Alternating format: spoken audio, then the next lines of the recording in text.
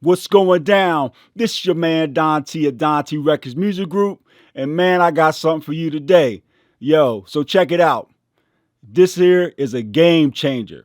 What am I talking about? I'm talking about top-down mixing. Now, let me just tell you, I use both bottom up and top down together. Sort of like my hybrid system that I have here in the studio. I got the best of both worlds. However, top-down mixing is something that can get your mix to a professional level very quick. Get that radio-ready sound very quick. Now, my top-down mixing process is something I've been working on for a few years, okay? So you have to kind of develop your own. And so I have a hybrid system that has a Convert 8, which gives me 8 channels running into my D-Box Plus, which is my summing mixer. And from my D-Box Plus, I'm then hitting my warm audio bus compressor, which I'm hitting it about 2 or 3 dB of gain reduction, using some of that transformer on that compressor also. Then I'm running into 2 Neve channel strips, which I'm using the EQ. I'm using a little slight bit of compression and the saturation, which is great. The silk, let me call it. Instead of saturation, the silk, which is great on a mix to give it warmth and give it energy or whatever the case may be. So I'm running through there.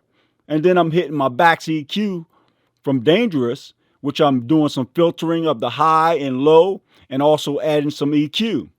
And then I'm running back to the Convert AD Plus, back into the system. And then at that point, I'm then hitting my mix bus. Okay? So I got a little bit going on over here, but you don't need all that. But what I'm really trying to point out is how adding things on your mix bus prior to doing anything else to any other track in your mix can change the game. That's what I'm trying to tell you. Top-down mixing can change the game for you.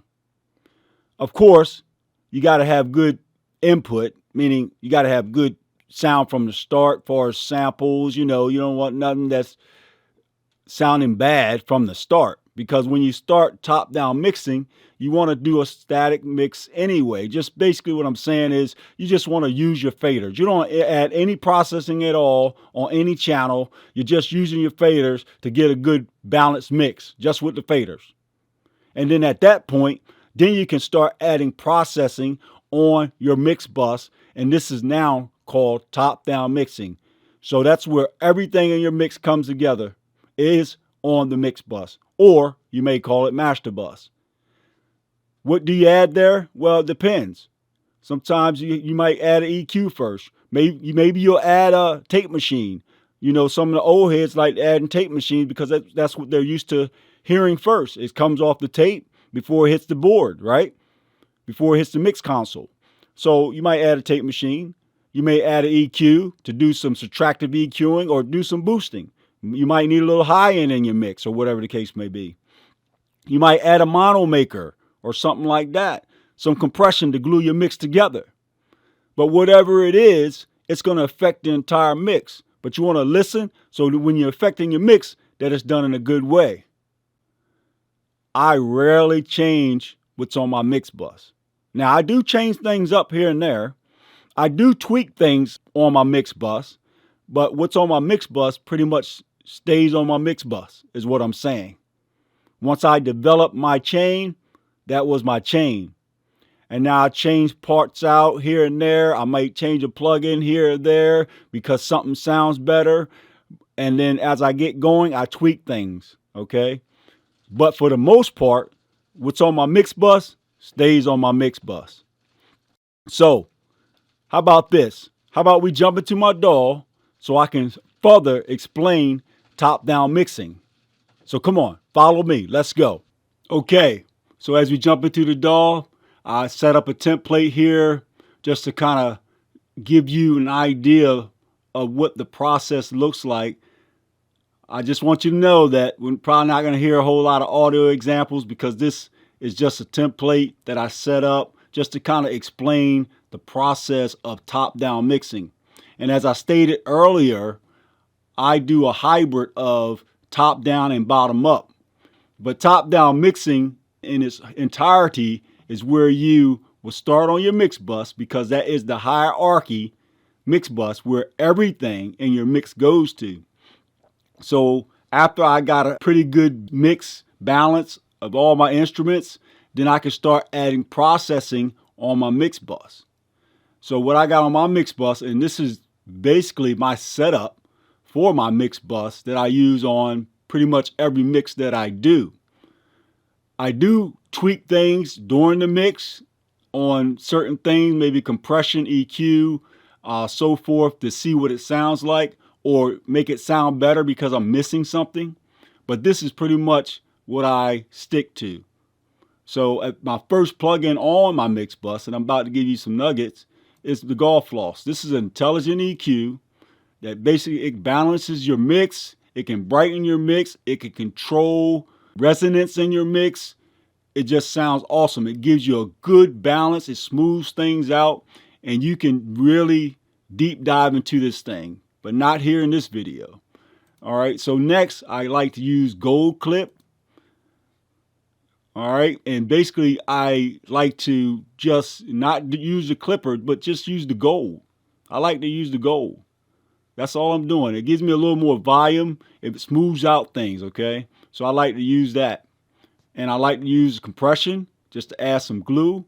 The API 2500 just to add some more glue. I'm doing most of my lifting though on my hardware, on my Warm Audio bus comp. So I'm doing most of the heavy lifting there. So I'm barely touching it here. Then I like to add saturation. Some people may add saturation prior to anything or just before the limiters. They may add saturation at the end. So it just all depends on what you're going for, because every time you move things around, you're going to get a different sound because things are going in a different order. So the sound's going to change. So I like to use this saturation here. Then I like to use Brainworks V3 EQ. And what I like to use in here is the mono maker and also the stereo section here. And then I like to use the AMEC. I like to use this plugin also. And if I didn't have the Shelford Neve channels that I'm using to give me some EQ, I would use this EQ, which I just now use it just for the tone. It's got a great warmth to it. And so I just kind of use it for the tone in this case. But if I was to dial it in, I'd probably add some low end and some mid-range frequencies to bring out the vocals and to kind of hit the low end, the kick and the bass, if I were to use it. Then I like the API just to kind of give me some air up top and give me some more kick at the bottom. And I just play around with it till I like what I hear. This is not, I'm kind of clicking through these fast because my settings to you don't really matter what the settings are, okay? Let's not focus on that. And then I like to hit it with the ozone maximizer. And basically I throw that on there, set it up, leave it. I don't touch it until the end. Sometimes as I'm mixing, I'll actually just bypass it. And then I got the BX limiter, True Peak. And again, these are some settings I use. And then there's no gain on there, but I do use some of their saturation here in my mix. So I just kind of leave it until the end. Okay, so next we go to the sub buses. Okay, so once you got your mix bus set up, then you can start adding stuff to your drum bus, which normally, like I said, I do a top down and bottom up type of mixing. So I would never, or I haven't, let me just say that, added anything on my drum bus prior to processing my individual stems. So I'll process these first prior to adding anything here. And the same goes with my instruments, same thing. I wouldn't add anything here until after I process these individual stems. Same with my vocals. I wouldn't add anything on the vocal bus either until I process my vocals. However, top down, we are going to add something here and here prior to adding anything on the actual individual kick, snare, and so forth. The same with the instruments, okay?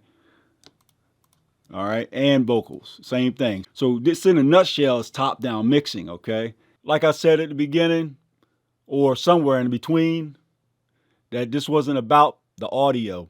This is about the process, okay?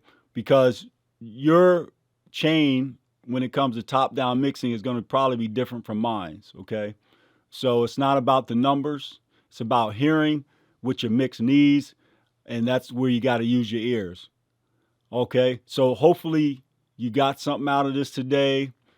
Let us know what you got on your mix bus. And let me know if you like top-down mixing or you prefer bottom-up. Let me know down in the comments section. Thank you for watching. This is Don T of Don T Records Music Group. Peace. I'll see you next time.